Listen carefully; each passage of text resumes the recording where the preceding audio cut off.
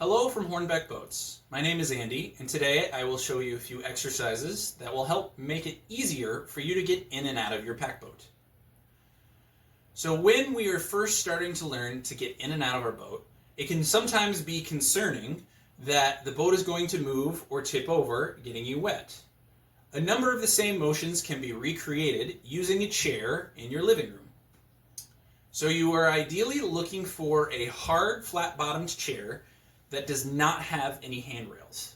This will allow you to do the most of these exercises.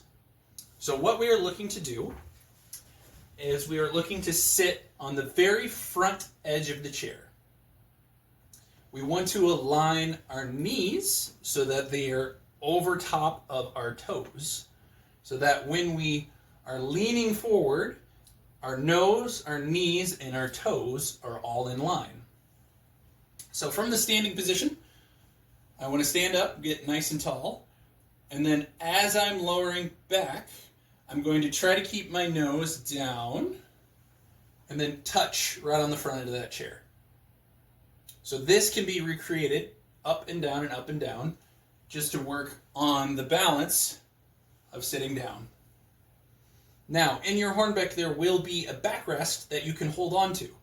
But what you do not want to do is you do not want to reach back. If you notice, when I reach back, my head goes back, which throws off my center of weight.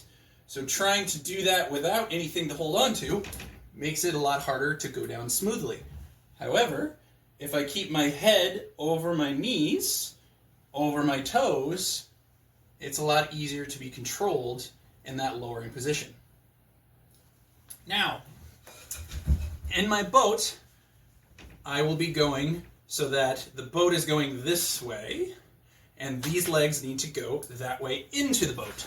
So, a way to practice that is, again, sit on that edge of the chair, and I'm going to be swinging this leg in, putting my hands on the bottom of the chair to kind of help keep my butt in motion.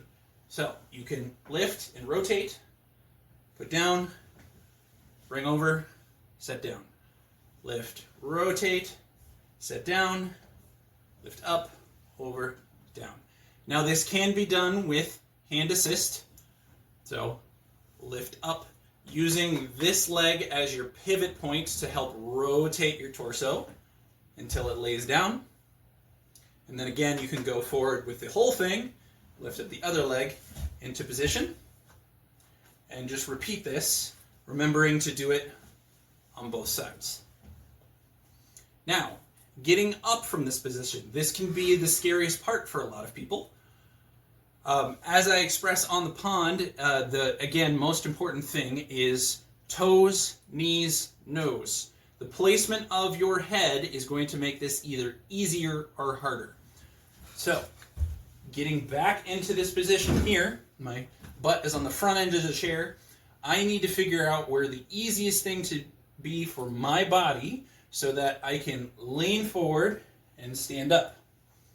I like to imagine that there's a quarter on the ground, because what that does is it forces my hands forward and forces my nose forward so that it is over my knees and over my toes. So I can go as far as reaching forward, and then when I'm in this position, that is when I will lift up onto my feet and then stand up from here. So breaking it down into those positions.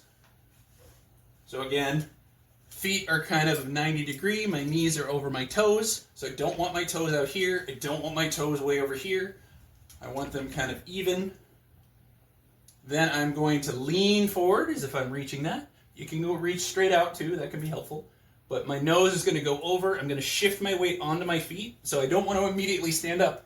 I'm going to shift, so my butt comes up a little bit, and then from here, I'm going to stand up. Now, this whole process can be done with a hand assist, so like that. But again, if you go too far behind you, that is going to bring your head back and you get caught in this position. This is very difficult to stand up in, so you always want to make sure your nose reaches over your feet, like so. So by practicing those two exercises, next time you get in your boat, you will find that it is significantly easier to do what we call the wet entry technique. Thank you for being with me, and I'll see you next time.